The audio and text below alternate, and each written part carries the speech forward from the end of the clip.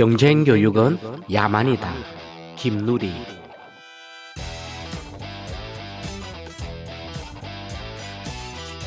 들어가는 말. 경쟁이 자연스럽고 긍정적이고 불가피하다는 생각은 한국인 대다수가 가지고 있는 지배적인 생각이지만 잘못된 생각입니다. 이처럼 지배적인 잘못된 생각을 이데올로기라 합니다. 경쟁 이데올로기가 한국에서 유례없는 위력을 보이는 이유는 무엇일까요? 그것은 무엇보다도 경쟁 이데올로기를 능력주의와 공정이라는 두 개의 강력한 이데올로기가 떠받치고 있기 때문입니다. 경쟁의 결과는 능력주의 이데올로기에 의해 정당화되고 경쟁의 과정인 공정은 공정 이데올로기에 의해 합리화됩니다. 이처럼 경쟁, 능력주의, 공정 이데올로기는 서로를 정당화하고 합리화하고 이상화하는 방식으로 강고하게 상호 결합되어 한국인의 의식을 지배하는 삼각의 이데올로기 체제를 이룹니다.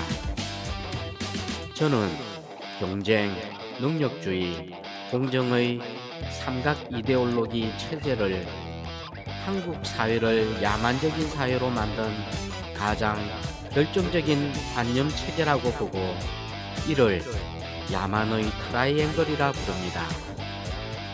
이 책은 바로 이런 이데올로기 비판적 관점에서 쓰였습니다. 경쟁, 능력주의, 공정 이데올로기로 구성된 야만의 트라이앵글을 깨부숴야겠다는 생각이 제가 이 책을 쓴 가장 중요한 동기입니다. 저는 윤석열 대통령의 시대착오적인 교육관에 경악했습니다. 2023년 1월 5일 교육부 업무보고에서 교육을 하나의 서비스라고 생각해보자. 경쟁시장 구도가 돼야만 가격도 합리적이 되고 소비자들이 원하는 다양한 관련 상품이 만들어질 수 있다. 교육도 마찬가지다.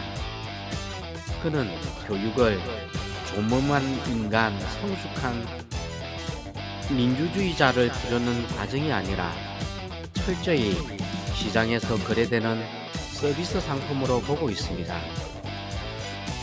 윤 대통령의 논리에 따르면 교육도 시장의 상품입니다. 따라서 교육도 무한 경쟁의 원리에 따라야 하고 소비자들의 수요에 맞춰 제공되어야 합니다.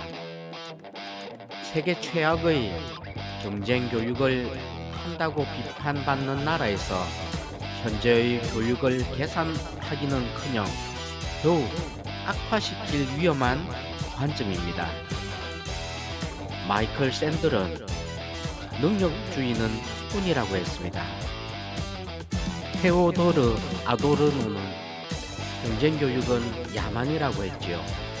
이제 능력주의 경쟁교육을 끝내야 합니다. 이제 폭군과 야만의 시대를 끝내야 합니다. 이제 이 야만적 폭군으로부터 우리 아이들을 구해내야 합니다. 넬슨 만델라는 한 사회가 아이들을 다루는 방식보다 그 사회의 영혼을 더 정확하게 드러내 보여주는 것은 없다고 했습니다. 1장 잘못된 교육 목표 설정, 학벌 계급 사회.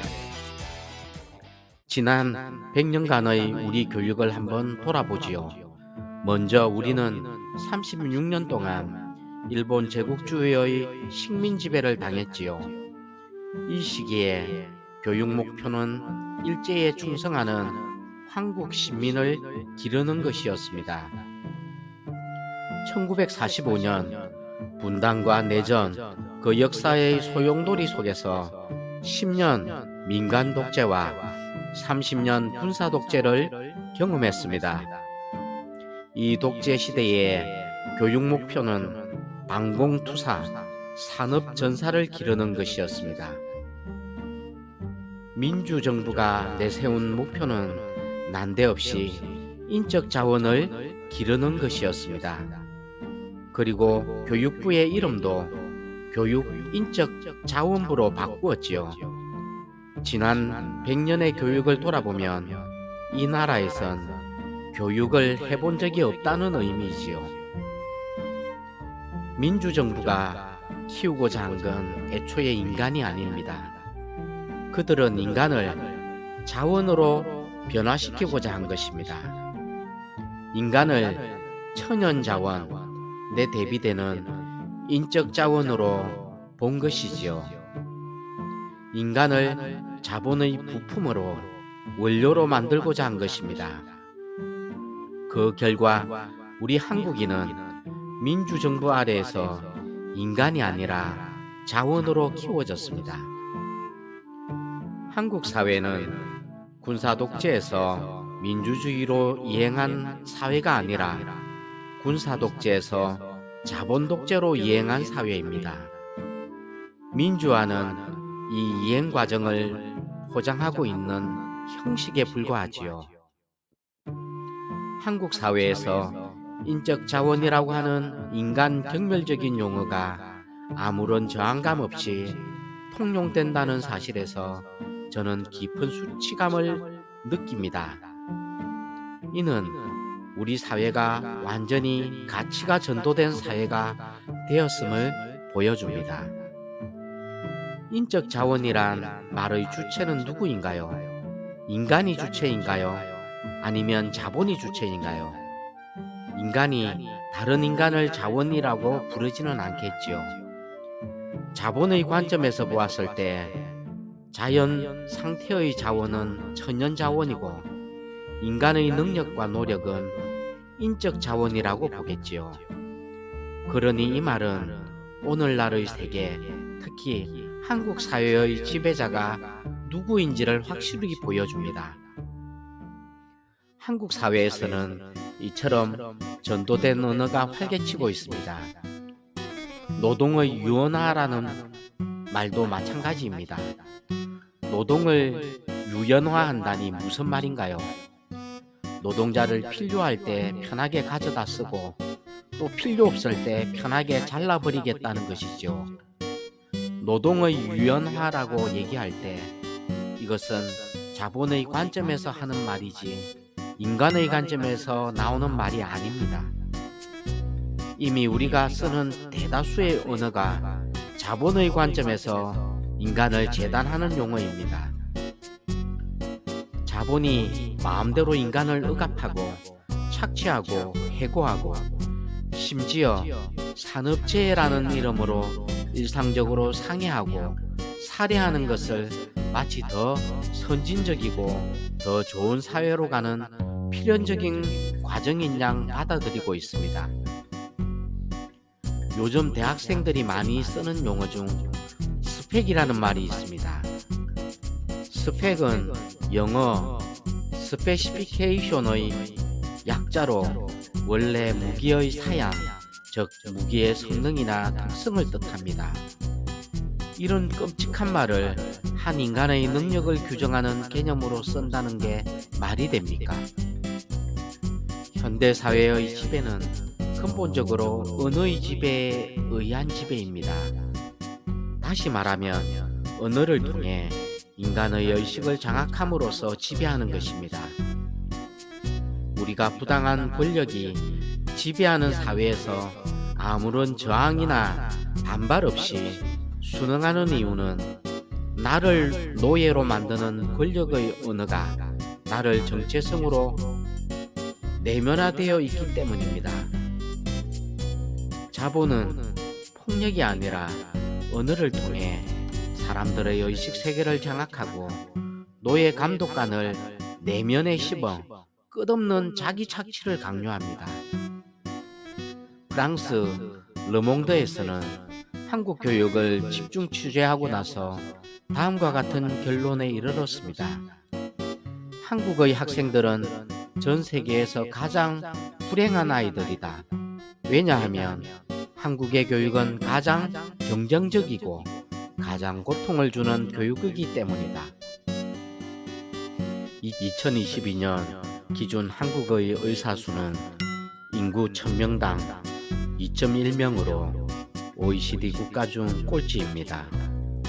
OECD 평균 의사 수가 3.7명이니 이에 비해 1명 이상이 모자란 것입니다. 우리나라 인구가 5,200만 명 정도니까 약 5만 2천 명이 부족한 것입니다. 정부가 고작 1년에 400명씩 10년 동안 4,000명을 늘린다는 발표가 있자 당시 의사 그들이 발표한 성명서와 홍보물을 보고 저는 경악을 했습니다. 당신들은 어떤 의사에게 진료를 받고 싶으십니까? 전교 1등을 놓치지 않기 위해 공부에만 전념한 의사인가요? 아니면 실력은 한참 모자라지만 추천에 의해 공공병원 의사가 된 의사인가요? 실력은 한참 모자라다니요. 인간에 대한 최소한의 예의도 찾아볼 수 없습니다.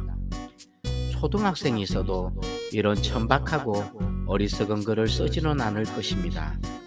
이는 대한민국 교육이 길러낸 엘리트 집단이 얼마나 미성한지를 단적으로 보여줍니다.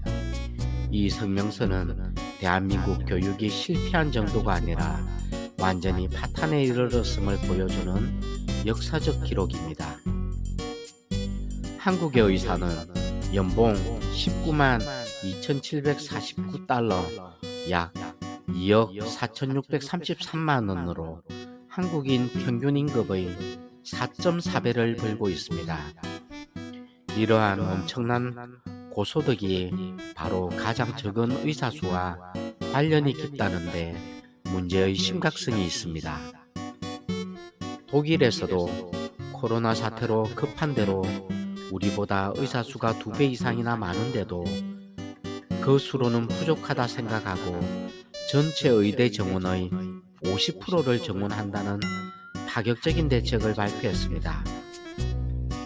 이에 대해 독일 의사협회는 어떤 반응을 보였을까요? 독일 의사협회의 반응은 대환영이었습니다. 독일 의사는 다른 의사를 보호하고 연대해야 할 동료라고 생각합니다. 그에 반해 한국 의사는 다른 의사를 경쟁자, 심지어는 적이라고 생각합니다. 학교에서부터 전쟁을 치른 한국 의사들은 이런 트라우마에서 평생 벗어나지 못하는 겁니다. 바로 이런 의식이 대한민국을 세계 최악의 갈등 공화국으로 만들었습니다. 한국에서는 80%가 넘는 아이들이 학교에서 전쟁터를 경험합니다. 그런 의미에서 전쟁 생존자 사회입니다. 전쟁을 겪은 생존자는 일생에 걸쳐 트라우마를 갖게 됩니다. 이 전쟁터에서 살아남은 성자들은 대부분 자신의 능력이 뛰어나 부와 권력을 누린다는 의식, 오만한 엘리트 의식에 사로잡혀 있습니다. 이런 구조적 불행을 이제는 극복해야 합니다. 2장 열등감과 모멸감을 내면화하는 교실. 일반적으로 서양에서 교육을 의미하는 말은 education입니다. 어원적으로 보면 educate라는 말은 N은 밖으로, 듀스는 끌다라는 의미가 합쳐진 말입니다. 즉, 풀아웃을 뜻합니다. 그러니까 교육은 밖으로 끌어낸다는 뜻을 가지고 있습니다. 아이들의 내면에 깃든 고유한 특성들, 취향, 경향, 소양, 소질, 재능, 천재성 등을 끄집어내는 일이 교육이라는 것이지요. 한국에서는 아이들 안에 있는 고유한 잠재력을 끄집어내는 것이 아니라 밖에 있는 죽은 지식을 쳐넣는 것을 교육이라고 부릅니다. 철두철미하게 안티 에듀케이션인 것이지요. 끌어내는 교육이 전혀 이루어지지 않을 뿐 아니라 오히려 그 정반대의 것을 해왔기 때문에 제가 반교육이라고 부르는 겁니다. 어린 왕자로 잘 알려진 앙투아느 생텍쥐베리는 현실적인 조건 때문에 보석 같은 현재성을 발휘하지 못하는 아이들을 살해당한 모차르트라고 얘기한 적이 있습니다. 천재란 무엇입니까? 말 그대로 하늘이 내린 재주입니다. 그래서 천재의 가장 중요한 특징은 딱 한 가지만 잘한다는 것입니다. 모든 것을 골고루 잘하는 천재는 없습니다. 그런 사람은 범죄입니다. 만약 어떤 천재가 한국 교실에서 교육받는다면 그는 분명히 열등생으로 낚인 찍혀 교실에서 살아남지 못할 겁니다. 실제로 제가 4년간 서울대에서 가르치면서 만난 학생들 중에서 이 아이는 천재구나 하는 느낌을 받은 학생은 거의 없었습니다. 경이로운 수준의 강박적 성실성을 가진 학생들은 많이 보았습니다. 파쇼 교육은 A는 B를 기본형으로 합니다. 학교에서 구구단을 외웠고 국민교육 헌장을 외웠고 군대에 가서는 군인 복무 규정을 외웠습니다. 사유하지 않고 의심하지 않고 비판하지 않고 무조건 암기하는 것이 파시즘 교육의 영혼입니다. 우리가 알아야 할 것은 A는 B라고 주장 뒤에 작동하고 있는 권력의 움직임입니다. 모든 지식의 배후에서 작동하는 권력의 동태를 파악하는 통찰력을 아이들에게 가르쳐야 합니다. 그러한 비판적 성찰 능력을 가져야 성숙한 민주주의가 됩니다. 가장 결정적인 시험이라고 하는 대학 입학시험을 기계가 채점하는 나라는 선진국 중에서 한국이 유일합니다. 컴퓨터에 물어보면 다 아는 정답을 왜 알아야 하는 것입니까?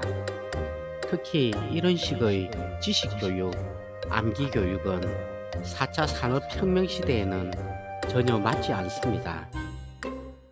4차 산업혁명은 인간의 많은 능력을 인공지능, 로봇 같은 초고능력 기계가 대처하는 시대입니다. 그러니 미래의 교육이 길러야 할 능력은 도저히 기계가 대체할 수 없는 인간만의 고유한 능력이지요. 그것은 다름 아닌 비판 능력, 사유 능력, 상상 능력, 공감 능력이지요. 그리고 이런 능력은 기계가 측정할 수 없습니다. 죽은 지식을 계속 아이들 머릿속에 쳐넣는 것을 교육이라고 생각하는 구시대적 교육관 때문에 한국은 교육뿐 아니라 학문도 후진 상태를 벗어나지 못하고 있습니다. 특히 한국의 학생들에게 결여되어 있는 것이 비판적 사유 능력입니다. 비판을 부정적으로 보는 잘못된 교육관 때문에 한국 학생들은 비판 능력이 현저히 떨어집니다. 그 결과 한국 교실에서 자라나는 인간은 비판적 사유 능력을 가진 성숙한 시민이 아니라 자본 독재에 잘 순응하는 미성숙한 시민입니다. 자본의 관점에서 볼 때 가장 이상적인 인간, 가장 이상적인 소비자는 누구입니까? 무엇보다도 개성 없는 인간입니다. 자본은 개성을 싫어합니다. 자본이 시장에 무언가 내놓으면 파블로프의 개처럼 조건 반사하듯 덥석 무는 무개성적 인간이야말로 가장 이상적인 소비자입니다. 사유 능력에 대해 이야기하다 보니 얼마 전에 만난 고등학교 3학년 여학생이 떠오릅니다. 그 그 학생은 고등학교 1학년 때 교환학생으로 독일에 갔다가 경험했던 이야기를 꺼냈습니다. 어떤 수업이건 끝나면 아이들이 몰려와 묻는 거예요. 너는 어떻게 생각하니? 수업 시간마다 이렇게 물으니까 몹시 곤혹스러웠습니다. 일주일 내내 어떻게 생각하느냐는 질문 공세를 받았는데 저는 한 번도 제대로 된 대답을 못했어요. 그래서 주말에 방에 혼자 앉아 곰곰이 생각을 해보았죠. 나는 과연 어떻게 생각하는가? 그러다가 놀라운 사실을 발견했어요. 내 머릿속에 아무런 생각이 없다라는 사실 말이에요. 독일의 정치 철학자 한나 아렌트는 무사유는 범죄다라고 단언했습니다. 무지는 용서할 수 있다. 그러나 무사유는 용서할 수 없다. 무지는 지식의 부정 혹은 부재이지만 무사유는 의미의 부정이기 때문이다. 사유하지 않는 것, 특히 비판적으로 성찰하지 않는 것은 단순한 나태나 태만을 넘어 범죄에 동조하는 길이라는 뜻이지요. 여기서 한나 아렌트가 지목한 대상은 무엇보다도 나치 시대의 사유하지 않은 독일의 판사들이었습니다. 이 판사들은 아렌트는 넥타이맨 살인자라고 불렀지요. 그들은 법조문에 나와 있는 지식을 그대로 적용할 뿐 그것이 뜻하는 의미를 사유하지 않았다는 거죠. 그것이야말로 범죄라는 거예요. 독일인들은 아우슈비츠를 반복하지 않기 위해서는 비판적 사유가 반드시 필요하다는 것을 깨닫고 이를 교육 현장에 적용했습니다. 우리도 군사 독재 30년간 수많은 사법살인을 목도했습니다. 한국 교육이 길러낸 대표적인 엘리트 판사들은 과연 얼마나 사유하는 지식인이었을까요? 최근 양성태 사법부가 벌인 사법농단 사건에 대한 47개 혐의 모두에 대해 무죄 선고를 한 판사를 보며 저는 또다시 한국 교육은 실패한 것이 아니라 타탄이구나라는 느낌이 들었습니다. 3장 민주주의를 가로막는 학교. 민주주의가 과연 어디서 결판날까요? 투표소에서 결정될까요? 아닙니다. 민주주의는 교실에서 결판납니다. 교실에서 12년 동안 성숙한 민주주의자를 길러내면 그 사회는 자연스레 성숙한 민주사회가 되는 것입니다. 우리 교실에서는 과연 성숙한 민주시민이 자라나고 있나요? 아니면 위험한 파시스트들이 자라고 있나요? 저는 한국 민주주의의 가장 큰 위험은 우리 교실에서 잠재적 파시스트들을 기르고 있다는 데 있다고 확신합니다. 교실은 민주주의 묘판입니다. 교실에서 민주주의의 씨를 심고 민주주의자를 길러내야 합니다. 교사들은 정치적 검치산자로 취급받으며 무력감에 빠져 있고 학생들은 정치적 미숙아로 간주되고 있습니다. 이런 교실에서 자라난 아이들이 과연 성숙한 민주주의가 될 수 있을까요? 벌써 20여 년 전 독일에서는 안나 리어만이란 고등학생이 국회의원으로 당선된 적이 있습니다. 안나 리어만은 18세 고등학생이 국회의원으로 당선된 의미에 대해 매우 의미심장한 말을 했습니다. 국회라고 하는 것은 기본적으로 대의 기관입니다. 그러므로 국민이라는 모집단을 그대로 대의하는 국회가 가장 이상적인 국회입니다. 그런데 지금 독일 국회에서는 10대가 거의 대변되지 못하고 있습니다.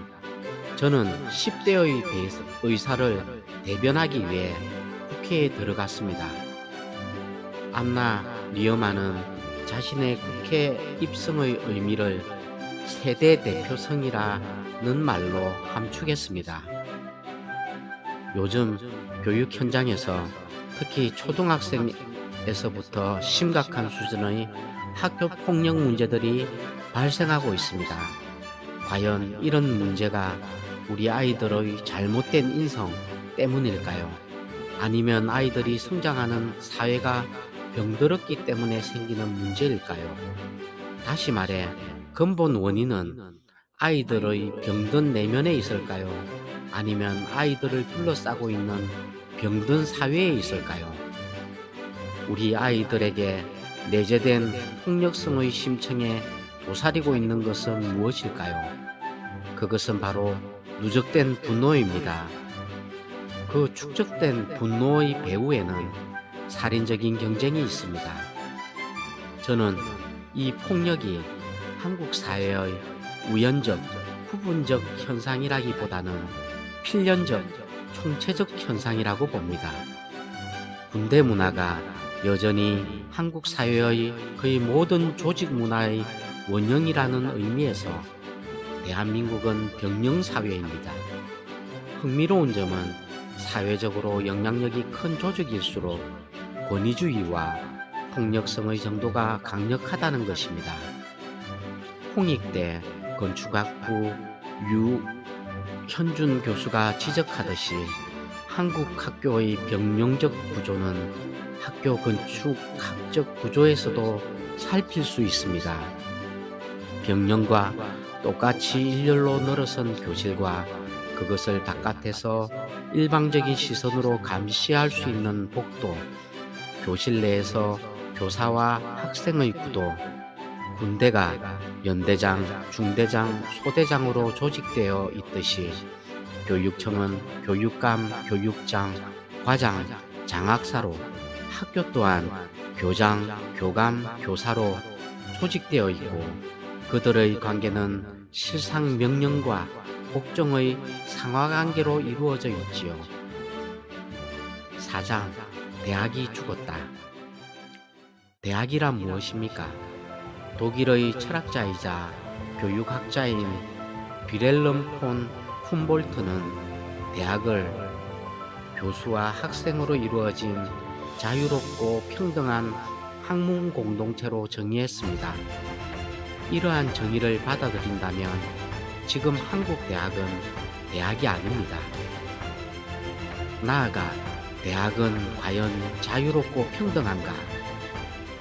교수와 학생은 대학의 관료적 지배에 철저히 예속되어 있으며 대학의 행정 권력과 교수 사이에, 교수와 학생 사이에, 정규직 교수와 비정규직 교수 사이에는 엄청난 불평등과 종속관계가 존재합니다.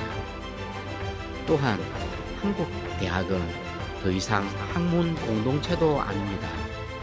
이미 대학은 취업 학원으로 전락한 지 오래되었고 교수들은 교수대로, 학생들은 학생대로 경쟁이 유일한 원리로 창궐하는 싸늘한 전쟁터에서 살아가고 있습니다. 세계의 대학 총장들이 모여 미래 대학의 비전을 이야기하는 학술 행사가 있었습니다. 그 자리에서 우리나라의 한 사립대 총장이 취업률을 대학 평가의 주요 지표로 삼는 것을 자랑스럽게 소개했다고 합니다. 이 말을 들었을 때 부끄러워 고개를 들 수 없었습니다. 한국의 대학이 취업 학원으로 전락했다는 것을, 자본의 입맛에 맞는 조직으로 퇴락했다는 것을 자랑스럽게 만천하에 공개한 꼴이기 때문입니다. 저는 무엇보다도 신문사가 대학을 평가하는 관행이 굳어진 것에 대한 깊은 수치심을 느낍니다. 중앙일보의 대학 평가 기준은 바로 재벌이 바라보는 대학의 평가 기준이라고 생각합니다.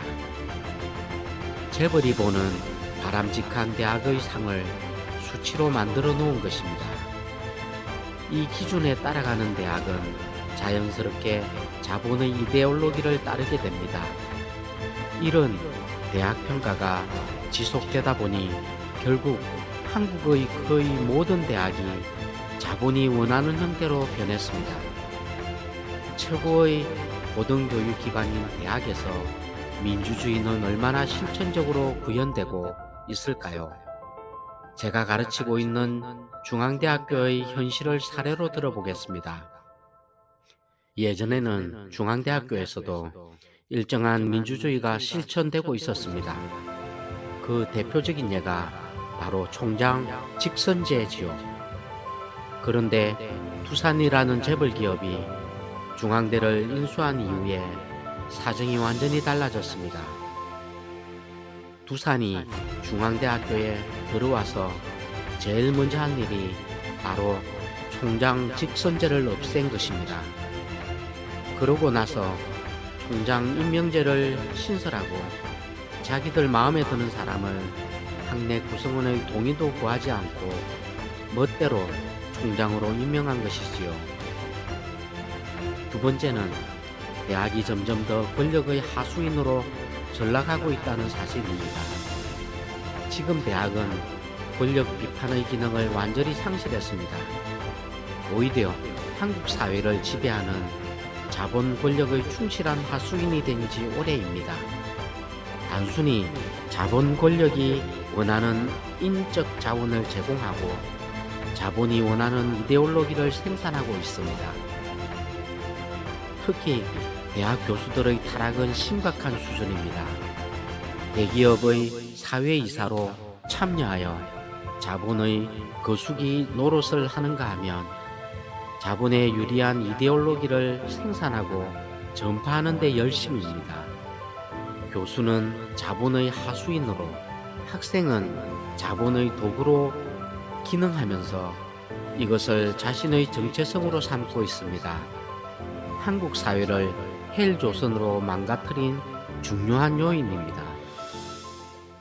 저는 독일에 갈 때마다 주로 독일 대학에서 머뭅니다. 특히 대학 식당인 멘자에 가면 지금도 독일 대학생들의 관심 사안이 어디에 있는지를 단박에 알 수 있습니다. 식사를 하는 동안 학생들이 건네준 팸플릿만 해도 한 줌이 됩니다. 생태, 기후변화 문제, 사회적 불평등의 심화, 유럽 연합 내의 국가 간 차별 문제 등 이들이 다루지 않는 문제는 없습니다. 하지만 지금 우리 한국 대학 캠퍼스에 넘쳐나는 유인물들은 오로지 취업 정보뿐입니다. 이렇게 대학이 탈정치화되었다는 것보다 대학의 죽음을 더 확실하게 알려주는 부고가 또 있을까요? 세 번째로 한국 대학과 관련하여 논의하고 싶은 것은 사회 정의입니다. 지금 대학에서 교수와 강사의 임금 차이가 어느 정도 되는지 아십니까? 어떤 조사에 따르면 심지어 10배 정도 차이가 난다고 합니다. 강사와 교수의 강의가 무엇이 그리 다른가요? 이뿐만이 아닙니다. 대학 캠퍼스를 둘러보세요. 대학의 미화원, 경비원이 어떤 환경에서 지내고 있는지를 보면 말문이 막힙니다. 비렐름 폰 훔볼트는 대학이란 가장 이상적인 유토피아를 선취하는 소우주라고 했습니다. 독일 대학은 이 말대로 유토피아를 선취하는 공간이 되었습니다. 그러나 한국 대학은 가장 끔찍한 디스토피아의 공간으로 전락했습니다. 한국 대학이 처음부터 이런 디스토피아는 아니었습니다. 1970년, 80년대 학생운동이 활발했던 시기에 독재자인 박정희, 전두환은 대학을 가장 두려워했습니다. 우리에게도 대학이 민주주의의 기수, 권력 비판의 천병, 사회 정의의 상징이었던 시절이 있었습니다. 그렇기에 군사 독재에 이어 등장한 자본 독재 세력은 대학을 조직적으로 파괴하기 시작했습니다. 그 결과가 대학의 기업화입니다. 자본은 대학을 직접 인수하여 지배하거나 대학 평가를 통해 대학의 이데올로기를 장악하거나 대학을 취업 학원으로 전환시키는 방식으로 정치적 공론장으로서의 대학을 완전히 탈정치화하는 데 성공했습니다. 그것이 오늘날 한국 대학의 모습입니다. 대학생은 자신을 민주 시민이 아니라 소비자라고 생각하고, 교수는 자신을 지식인이 아니라 지식 상인이라고 생각하며, 대한 캠퍼스는 완전히 기업의 홍보 장터로 변했습니다. 한 나라의 최고 고등교육기관인 대학을 한국처럼 무책임하게 방치한 나라는 없습니다. 단적인 사례로 한국은 사립대학의 비중이 극단적으로 높습니다. 얼마 전까지 사립대학이 전체 대학의 87%를 차지했고 국공립대학의 비율은 13%에 불과했습니다. 독일 대학발전센터에서 발표한 바에 따르면 2023년 기준 독일 대학생의 86%가 국립대학에 재학하고 있습니다. 이처럼 대부분의 학생이 국립대학에 재학하고 있다는 것은 무엇을 의미할까요? 그들에게 교육이란 시장에서 구매하는 상품이 아니라 국가가 국민에게 기회의 평등을 누릴 수 있도록 당연히 제공해야 할 공공재임을 보여줍니다. 이승만 정부는 해방 이후 지극히 열악한 교육 환경을 개선한다는 취지로 학교를 설립하면 땅의 소유권을 유지하게 하고 다양한 특혜를 제공했습니다. 이에 지주들이 상당수가 자신의 땅을 몰수당하지 않기 위해 학교를 설립했습니다. 그래서 전국적으로 우후죽순처럼 수많은 학교가 들어서게 되었고 우리나라는 사립학교의 천국이 되었습니다. 미국은 세계적으로 유명한 명문 사립대학이 많은 것으로 알려져 있습니다. 하버드, 예일, 프린스턴, 스탠퍼드 등이 대표적이지요. 대체로 대학의 서열도 이와 같습니다. 그런데 여기서 유의할 점은 미국에서 대학의 서열은 대체로 등록금 액수와 일치한다는 사실입니다. 이들 대학의 등록금이 대체로 6만 달러 내외입니다. 우리와는 비교할 수 없을 정도로 엄청나게 비쌉니다. 그러나 이 대학 이외의 주립대학이나 공립대학들은 등록금이 굉장히 저렴합니다. 한국은 세계에서 유례를 찾아볼 수 없을 만큼 사립대학이 많으며 세계에서 가장 비싼 등록금을 낸다는 사실은 대학 교육에 대해 정부가 한 번도 제대로 신경 써본 적이 없다는 것을 의미합니다. 우리 교육부에서 관심을 갖는 유일한 정책은 대학 입시뿐입니다. 오로지 대학 입시만 신경 쓰고 고민합니다. 최근에는 대학도 산업이다 라는 모토로 산업정책의 관점에서 대학을 보고 있습니다. 바로 이런 모습 때문에 저는 한국 대학이 죽었다고 보는 것입니다. 구독과 좋아요는 사랑입니다.